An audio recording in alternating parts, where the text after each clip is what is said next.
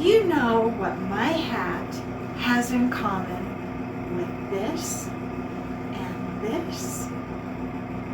Well, you know what these things are. This is a boat.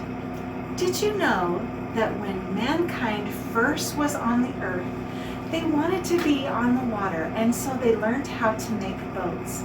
The first boat, they had to paddle by hand, and that was a lot of work. So then they figured out that if they made things out of some fabric called sails, the wind would catch the boat and carry it along. This is called a sailboat, and people who work on sailboats are called sailors. And this is a sailor's hat.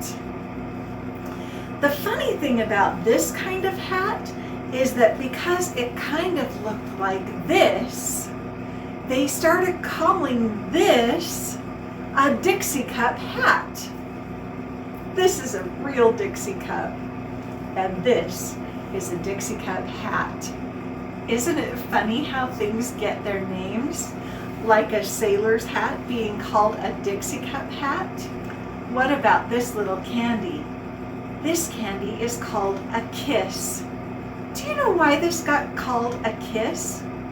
Because when the machine squishes the chocolate out, it goes, that's the sound it makes. And so they decided to call this a kiss.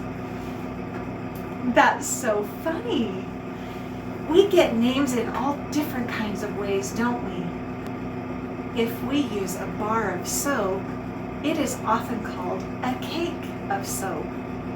But that's not the same kind of cake as the sweet treat that we eat on our birthdays. That's a birthday cake. They have the same name.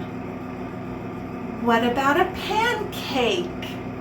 It's not big like a big fat cake, and it's not soapy, but we still call it a pancake, not a pan bar. People get names too.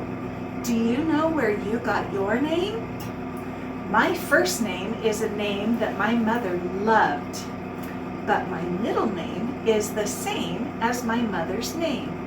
They wanted me to have a name named after my mother. Where did your name come from? That reminds me of a story.